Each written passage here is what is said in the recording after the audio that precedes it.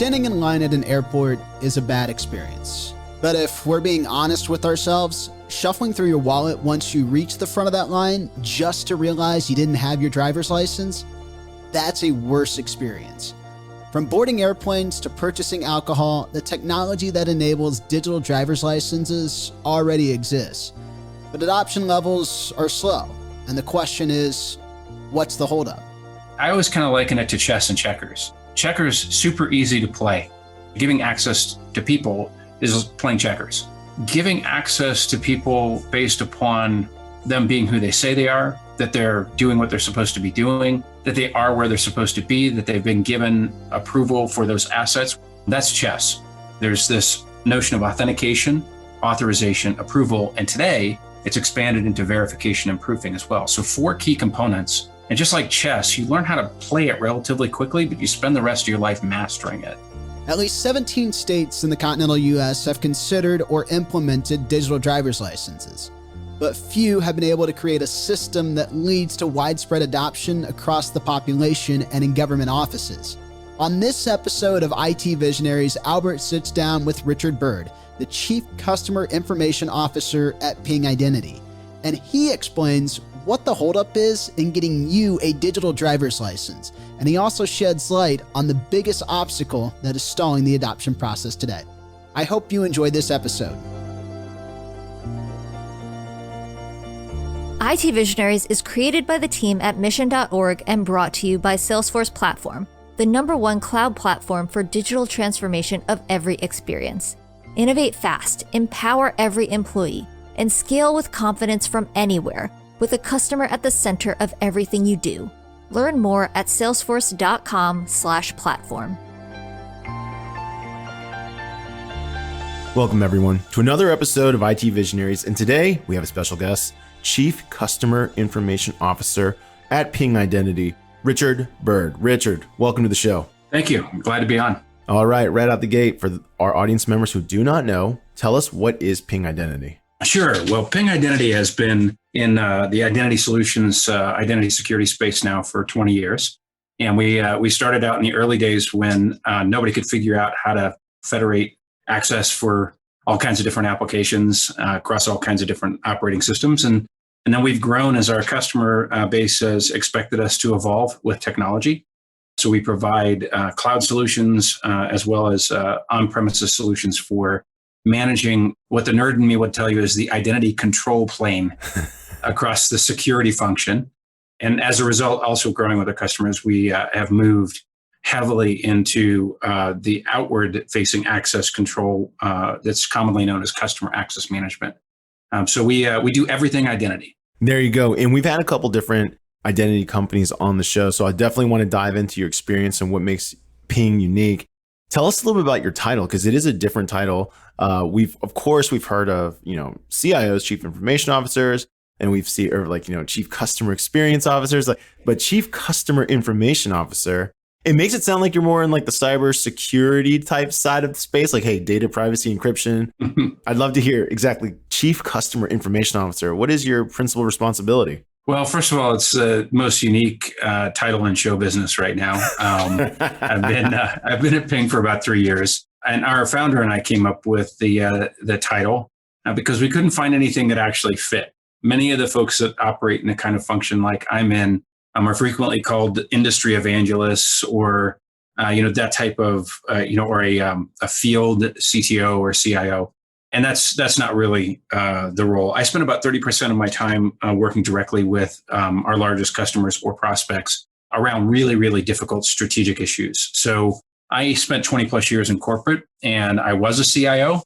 I've also been a Chief Information Security Officer. And I have the opportunity to be able to speak to folks at the level of their experience and challenges for stuff that goes beyond identity, right? How do I weave identity into all the other things that I need to resolve? 30% of my time is spent in engagements like this. So I speak, matter of fact, in the last 3 years, I spoke hundreds of times, webinars, roundtables, keynotes, all that kind of stuff. And about 30% of my time is spent working closely with the market to understand where Ping's products need to go. And I'm also a member of the Identity Defined Security Alliance, so where identity needs to go. And about 10% of my time is, being a grown-up and helping manage the organization as a member of the operating team. So I always laugh because having come from the operators back end or operators, angle on this, most of my colleagues and peers around the world and friends, firmly believe I have a dream job, and it's very difficult for me to argue with them that that's not true. So I want to go into what you just mentioned there, how 30% of your time is really solving like really enterprise-wide solutions or identity innovations, because most of us, we all have experience as a consumer of identity products. We all work. A lot of us work at companies where we need identity access to various different tools. And so there's different managers, identity managers, where we would log into, we would authenticate us to our applications. We might have a local identity system on our hardware, so we have to log into our hardware. There's also, of course, access control. So like I need to, for example, before I come to work, maybe swipe a badge. I come in, then I log into my computer, then I log into another thing that gives me access to my software. And that's how I use it from a consumer perspective. From a consumer perspective, this seems to be like there's plenty of solutions in play here. So when you say like enterprise innovations and big enterprise solutions, you're talking beyond that, beyond giving a person just access to the software they need. Yeah. What are you talking about? Like what kind of problems, I guess, are they bringing to your table? Because it's not that. It's not make sure Albert has access to the right software. I don't think that's what you're doing. Well, it's funny you say that, because the very first time that I was asked to get involved with identity, I always say it this way. Virtually nobody in the identity business is here on purpose, right? As far as a profession, right? Yeah. We all got here accidentally. And typically we all get here accidentally because there was a need and a gap from a resource standpoint. And somebody says, hey, I need somebody to do identity stuff. And you go, okay, that'll be me. And that's actually how my career in this particular function started. And the corporate CIO that I worked for at the time that promoted me to this global function that I used to run in a very large bank, he stuck his hand out at me. He says, congratulations, you have the easiest job in the world. And I was like, what do you mean? And he goes, it's just giving access to stuff, like how hard can it be? Well, I always kind of liken it to chess and checkers. Checkers, super easy to play, right? And giving access to stuff, to people, is playing checkers. Giving access to people based upon them being who they say they are, that they're doing what they're supposed to be doing, that they are where they're supposed to be, that they've been given approval for those assets, whether that's internal or external, that's chess. Yeah. And while we break that, I shouldn't say we, I helped with my team a number of years ago to do business cases, to try and convince people who thought it was just giving people access, how hard it was, that, there's a notion of authentication, authorization, approval. And today it's expanded into verification and proofing as well. So 4 key components. And just like chess, you learn how to play it relatively quickly, but you spend the rest of your life mastering it. And that's where the strategic innovation piece comes, trying to help people understand that it's not just a multi-factor authentication call. And I kind of maybe sort of think that it's you, but I don't really know for sure, but I let you in anyhow. And then all of a sudden it's not you. And there's no authorization monitoring or security invoked while you're in session. And the next thing you know, all your stuff is gone and the bad guys have left, right? Yeah. That's the chess match that we're involved in. And the challenge really is that for 30 years, I just said this in a keynote that I gave last week. The challenge is that in 30 plus years, the basic framework, the basic architectural diagram for security, information security, and cybersecurity hasn't changed. We put a database in the middle, and we don't actually put a human being into the equation. And because we didn't put a human being into the equation, identity is one of the weakest areas of control from a security standpoint. And when it's weak from a security standpoint, it's weak from an innovation and enablement standpoint as well. And we're just getting to a point in history now where people are really starting to process and understand that.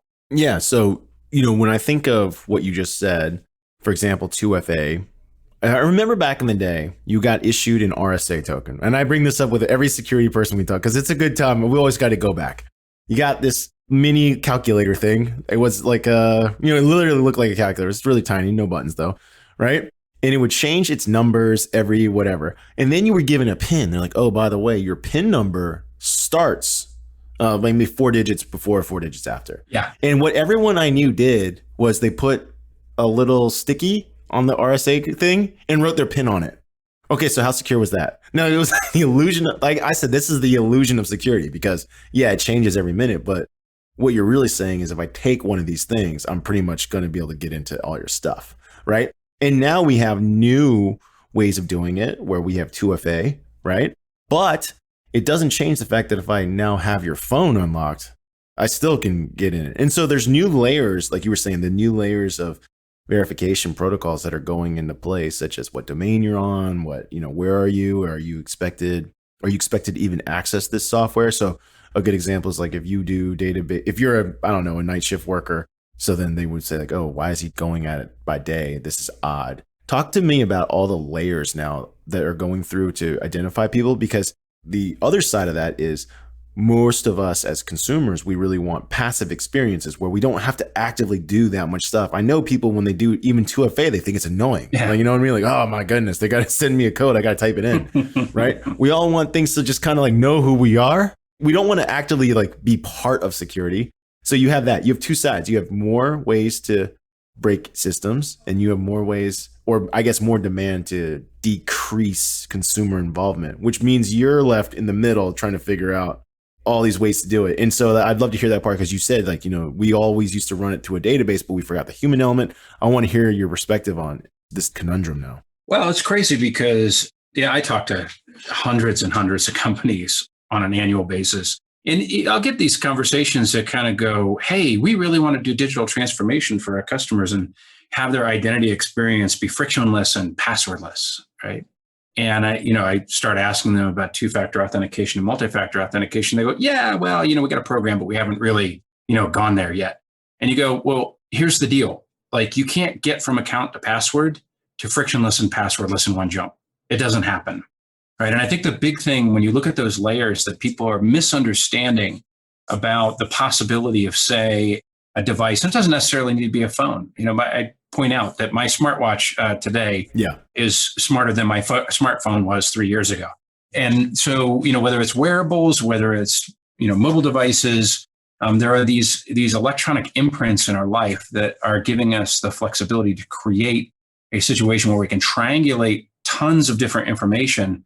Many of those pieces of information are not what you're providing directly, right?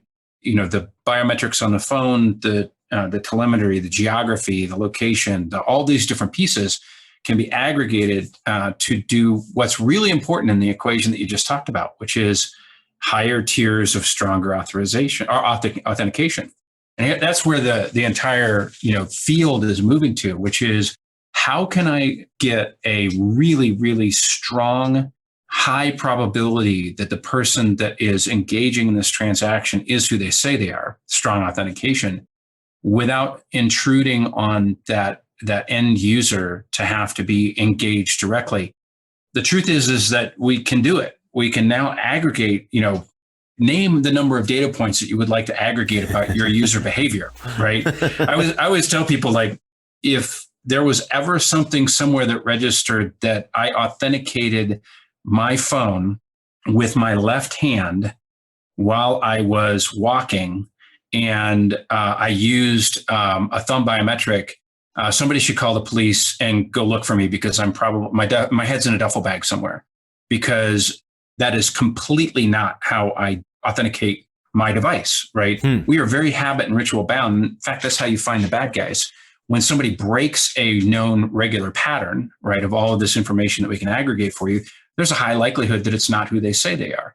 The tricky part now is that now that we have access and compute capability, we talked about this kind of fine-grained level authentication more than a decade ago, actually built standards for it in the industry. And we're finally technologically to a place where we can do it.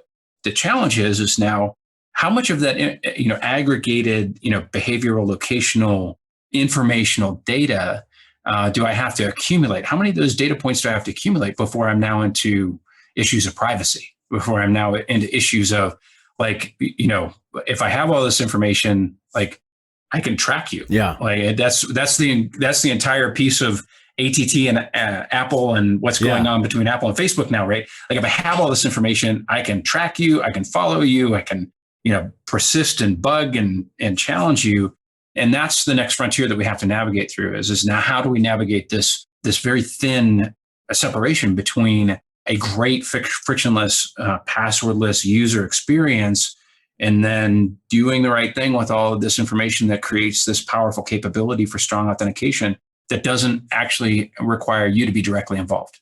Like, how are we going to manage that? Yeah, the way you just described that, for example, if I was keying in my device as my big identifier, as you mentioned before, whether it's your smartwatch or your phone, I mean, literally we could see by patterns, like, are you even you? Like, it would be insane. It's insane to think about, like, no one wants to be tracked to that level. But, that's one of the things that that you were mentioning that is pretty creepy is we're almost there. We're already there. We do have so much data on location, behavior, as you mentioned before. And you mentioned before, we're all pattern. We're all behavioral pattern. Whether we recognize it or not. Mm-hmm. Matter of fact, I remember working with a client, big convenience store chain, 7-Eleven. I'm sure if you haven't heard of it, of course you've heard of it. I mean, but they actually said they studied the flow of traffic, and they studied the flows of traffic to determine whether to build on the right side or left side of the road. And I was like, what do you mean? And I said, because no one will make a left turn to a convenience store. I was like, what? They're like, yeah, so if we are on the right side of the main flow of traffic on the beginning of the shift, we know that people will stop for coffee. And like, coffee is the number one reason why people stop at 7-Eleven. And then if there was a guess, then they could be on either side, because if you were on the right flow on the inbound to work or the left flow on the outbound to work, you would also ultimately be on the right on the left. But that people were patterns of traffic. And they said, like, within the first 30 days of any 7-Eleven opening, they'll know if it's going to succeed. And I was like, what do you mean? It's like, that seems implausible. It's like, because if we become a part of that person's habit or the people's habit, well, we will continue to be a part of their habit. And if we're not, we're not. And you were just kind of mentioning before, like, if someone picks up your phone with the left hand, you're like, hey, that's not Rich. That's not Richard. Yeah, that's not him. And so we're almost there now, aren't we? Like, are we there? Like, could you authenticate everything from my cell phone because you just know it's me? I've carried it it was at my house for 8 hours. It went on this route to my office. It drove at this like approximate speed because this is how this guy drives. All these things could be true. And parking's another great example. We tend to kind of park in the same area every single time. Oh yeah. Like, it parked in the same area, walked and traversed from here. This has got to be him. Let him in, turn on the software. Well, and when we look at the realities of human behaviors and the predictability of patterns, it can be extremely powerful. It can be extremely helpful. To your point, aren't we already there? Yeah, we are there. Here's the problem: is that the we are there part is just that all of the aggregation of this very interesting information that could have been used for authentication and authorization of human beings was actually aggregated and used to track patterns, determine buying behaviors, and then push a bunch of political ads that incline towards your particular view of the world. And this is, I mean, it's interesting to see this notion of the social dilemma, because it creates a problem for us in identity, because all of this information that rich content and contextual information about each human being could be extremely valuable to us in creating better and better security models for humans, right? Yeah. It doesn't necessarily translate into better and better security models for the enterprise, because we have a disconnect between this notion that you supposedly own the data that you are associated with inside any company now, based on any number of different types of regulations, but you're actually not attached to it. like there's no connection between your identity and this data that's supposedly yours.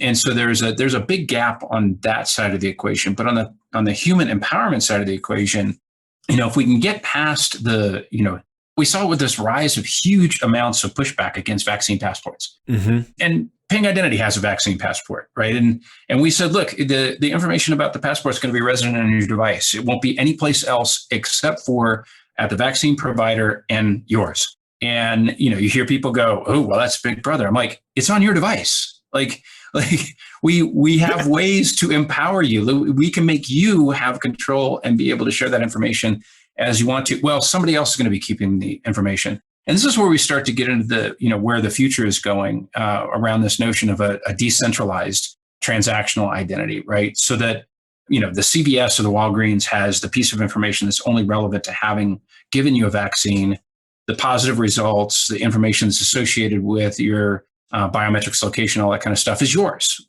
right? And that kind of a decentralization now introduces the possibilities of security But we do still need to get over a huge amount of anxiety and paranoia that was created by the aggregation of this information for marketing purposes for the last decade. Yeah. And that's why I think it's really super interesting to see the results that are coming out with Apple as it relates to privacy transparency and the ability to opt out. Since April the 26th, like 96% of people are going, nope, don't track me. And this is super fascinating because we've been told since, the mid 2000s, around this notion of a privacy paradox, that human beings didn't care about their security and privacy. Except when you actually give people a choice instead of a cookies button that doesn't even let you refuse it. Yeah. Right. All of a sudden, human beings are going, nope, I like privacy and security. And I think that probably has the biggest potential impact on what the future is going to look like over all the things that we've already covered. Yeah. Explain a little bit more, because that's one of the things that is in the hot debate right now, or not even, it's not a debate, it's just what's happening, right? For anyone who's not familiar with what Richard's talking about, the new iOS update, the people that have been marketing have known about this for now a while. Apple announced, it was actually almost last year. I think they were announced last year that the newer updates of iOS would now allow users to block apps from tracking all your behaviors. For those who aren't familiar, a product like Facebook literally knows everything that you're doing, even when you're not actually using the app. It knows what you're looking for, what you're visiting, what when you go to Facebook and go to something other app, it would allow you to say like, oh, okay, this person likes to check the weather every day at 5. We think he gets off work or she gets off work, something like that. So that came and that started rolling out, as you said, very recently, where people could opt out. One of the things I think about is like, what does it mean for us? You mentioned before, given the choice, 90+% of people actually would opt out now that they see that. So what does this mean for the identity space? Because we're getting kind of exciting. I was getting kind of excited. We're basically there. I don't have to enter a username and password again. But then I'm like, dude, are we falling right back to it where my password manager is my lifeblood? Like I can't function without it. Well, it'll be interesting to see whether or not, Ping is definitely working hard in this space. It'll be interesting to see if a notion of a personal identity, propagates. There's every indication that it will. Creating, Apple's gone down that path. So Apple actually made its first announcement at WWDC about do business with us and you'll be more private and have more security about 3 years ago. Okay. And they've doubled down every year, right? So that wasn't the announcement that they were going to create this transparency model of you can opt out, but they just came out and said it, right? And it was really funny because the next day, you can tell I speak on this particular one a lot. The next day, the CEO of Google Alphabet posted a tweet, which I think is hilarious because apparently this is how CEOs and social media companies communicate with each other. They do.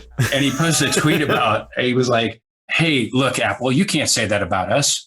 That's unfair. That's unreasonable. You can't say that we're not protecting our users and our customers and not giving them privacy. And now, if we reel forward like 3 years, it's very clear that Google is working on similar capabilities, as is Samsung Pay and a number of others. Now they're taking a wallet-based approach, where you can store credentials that have been provided to you by some other source. And in the EU, actually under the new digital identity request that came out 2 or 3 weeks ago, it's the same kind of thing. They're even going down to the level of going, you should be able to get like your welding certificates as a verifiable credential from the welding institute that you went to, right? It's the beginnings of creating a model where I have a say as a human being in authenticating myself. And where we see this happening, rapidly here in the United States, it's actually been driven by the last 15 months in the pandemic. New employees started and they couldn't onboard because you still had to go in and sign a couple of pieces of paperwork for the federal government, or, you needed to sign up for benefits of some kind, or, frankly, you didn't need to sign up for benefits because you're a bad guy and you took $86 billion worth of federal unemployment funds out of the system. And, most of that money that was stolen through digital and fraud means was because there was no authentication of the human being on the other side of the benefits chain. And most of that money ended up going into terrorist networks and hostile nation states, right? And when we look at the devastation that really doesn't get a lot of reporting right now, all of a sudden, people all around the world, different legislatures and companies were like, wow, like identity is really important. Like if I can't prove that you are who you say you are, I'm going to lose a ton of money. and I'm going to have a lot of, geopolitical risk and a lot of nation state risk. So we're seeing this rapid move to a model to put power into people's hands to prove that they are who they say they are. I'm extremely encouraged about it. I've been talking about this model for a decade, but we have huge operational, things that we need to take. Like, think about every single transaction currently in the United States that depends on you presenting a stupid piece of plastic with your picture on it. It doesn't even, I don't even think you're talking about credit card or driver's license. Just your driver's license. I don't even think I pull that out anymore. It's almost never. Well, so when we think about what it's attached to process wise, though, it's attached to a lot of things, right? Yeah. It's just that it's in temporal and time of need, right? So I don't pull it out like all the time, but here in Colorado, like if you're not even remotely close to 50, you get carded every time you get a drink, right? Every time, right? And the question becomes, like, what happens when that driver's license is not digital? Everybody's got to change their process, right? And tech's not the issue. We can create a digital driver's license. There's several that are in production already, but tech's not the issue, and tech's not the issue with what we've talked about with what the future looks like. What's going to be the really big issue is the massive change in business process to accept digital credentials. First, we give people the power to be able to present them. Second, we're going to have to go through this interesting period of growing pains where all these business processes are going to have to be changed in order to accept a digital credential, because this is how far behind identity is in the concept of a digital world. Like, we've baked all of our processes around identity around these stupid manual and analog processes. So I was hoping you'd dive in a little bit more, because it doesn't feel like the process would change that much. Because if I have a digital identity, it's probably going to be deliverable through whatever device I have connected to the cloud, like whether my phone or, like you said, your watch, or I don't know, a chip embedded in my forehead. I don't know what it is, right? Something. I'm going to need to present information, but I have to physically have something in order to present it. I think that's true. Yeah. And then the other thing is going to be, I need a scanner to receive it, right? So there needs to be some type of scan to receive it. Unless all of our identities are going to just be tied to fingerprints and we just go fingerprinting everything. I don't know. Boy, the fingerprint one is interesting. Another time, another conversation, we can talk about all the problems that fingerprints create. Oh yeah, I envision a world if that existed, it would be straight out of, like, I think Demolition Man, right? Like, people would steal eyes and thumbs. Like, they'd be like, that would be the new crime. Like, you just got my thumb cut off. Well, and I'm prior military service, so I actually have a lot of friends that have missing digits, which creates another set of problems. Okay, well, there you go. Yeah, but I like to use the example of the digital driver's license because I think it's the one that's kind of most pressing right now, because now there's this big, with the executive order that came from the current administration, there's a big move around taking the Real ID physical card, which actually is a tremendous improvement, by the way. I'm not slamming plastic cards. Yeah. The Real ID construct and standard has a tremendous amount of security built into these new driver's licenses and state IDs. Yeah. You need one to fly by, I think, October this year, right? October. Yeah. Yeah. They won't take traditional license. It's either passport or Real ID. Yep, exactly. And because it's a strongly authenticated credential, right? But now, so 2 years ago now almost, Ping helped the state of Colorado build the first digital driver's license in production in the United States. It took the Colorado State Police more than a year to get to a point where they put out a statement saying, we are ready to accept the digital driver's license as a valid form of identification. Why did it take a year? Well, we think about this business process piece and the complications. So if I get pulled over by a police officer on a traffic stop and he says, I'd like to see your license, and it's on my phone, and I unlock my phone and I hand it to that police officer with the digital driver's license, there's an interesting civil liberties and search and unlawful search question about, if I hand a police officer an unlocked phone and he starts to go into other areas of my phone, what do I do now? Yeah. Right. What is, are there bars? I mean, if he has reasonable suspicion, now all of a sudden he's like, hey, I'm going to look at some other stuff on your phone. So, that alone is kind of one of those issues. Like, and what if I present the digital driver's license, but there's an inconsistency, especially since it's supposed to be, continuously current. There's an inconsistency in the database. Now, what becomes the source of truth if I'm no longer even relying on my plastic card as a backup? I mean, these are baby steps, that you're seeing relative to these kind of challenges. Same kind of thing with if I present a digital driver's license instead of a physical driver's license and a utility bill, when I go in for, residency status for college, like I've decided to live actually I have a family member that did this. I decided to live part-time and work in Hawaii, work part-time in Hawaii and spend the year taking a course load at a technical college so I can get residency so I can have cheaper tuition. But now I show up with my physical driver's license and my utility bill or some other thing that confirms my address. What happens when the digital driver's license makes that irrelevant? Like, do those same organizations, universities or social services organizations, you name it, do they go, okay, a digital driver's license is enough because it's a strongly verified credential? These are the kind of seismic shifts that are going to start to happen. And don't forget, like many of these processes, I'm going to be cautious when I say this, but many of these processes are what require us to have substantial numbers of people and manpower, human power necessary to do all those manual processes. You start to take those manual processes away, you start to take jobs away. Yeah. Right. And you start to change the landscape in that way as well. Right. Yeah. I just experienced that. I went on a trip internationally and I'm a global entry member, and you just go in and I didn't have yet to show my passport. I literally just stuck my face in the camera and took a picture of me and it let me pass. I don't even know how it works, to be honest. But then I saw the rows and rows and rows of people that are checking the more traditional way, like you talked about, which is I need to check your boarding pass. I need to check your passport. I need to check your documents. I need to, I don't know what they do. Ask questions to see why were you, because this is Miami airport. So a lot of people are returning from South America, Central America. They ask you all kinds of interrogation questions. But there's a lot of people, to your point, there's a lot of people that do that, are part of that process to make sure whoever it is say they are. And then that brings up another question, right? Which is, it won't be universally adopted very quickly.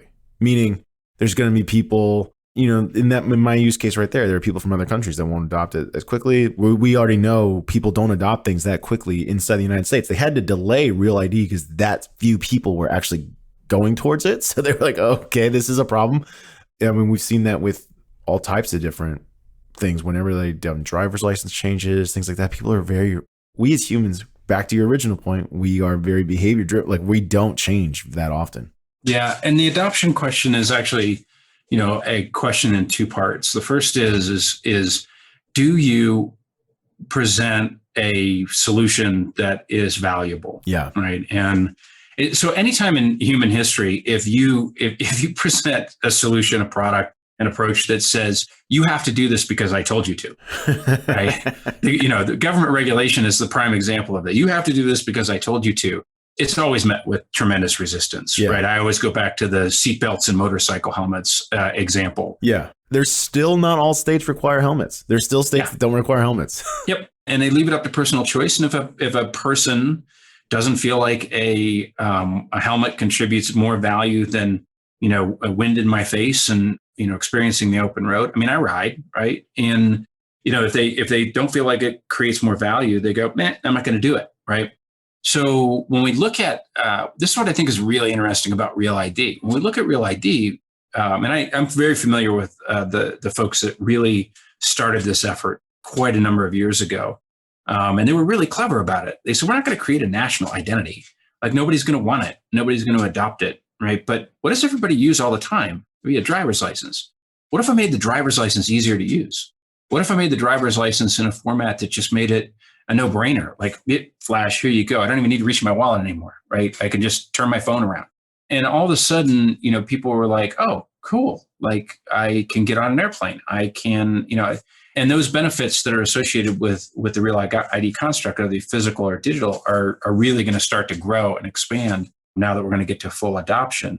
Not just adoption at the human layer, which is the first part of that, but the second part is adoption and, more importantly, interoperability, right? So is my digital driver's license going to be recognized when I travel to the UK? I mean, it's a strong authenticator. If you think about the Real ID driver's license, it has a lot of similarities with a passport. Mm-hmm. So if I present it, what right does the UK government have to say that, no, that's not you? You got to present something else. Actually, the interoperability piece has been raised again in the EU, where they're saying, whatever digital identity pathway you choose to invoke in a wallet and a digital identity form, it has to automatically interoperate with every other country in the EU. And that adoption, I think, will be the more challenging. I think that if we create digital identity pathways that make life easier for human beings, they'll adopt it all day long, right? Yeah. As long as we don't tell them they got to use it. Right?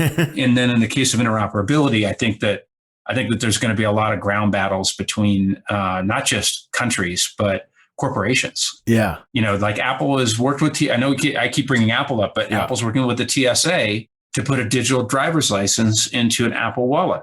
How weird is that going to be if they only get, 20 states that are willing to do that? Now you got 30 states. So now I step up there and now the poor, Border Patrol TSA guys got to go, okay, so like which state do you reside in? Yeah. Can you show me your digital identity? Sorry, it doesn't work, for that state. Like I said, this is the age and stage of growing pains as it relates to digital identity, but not because of tech.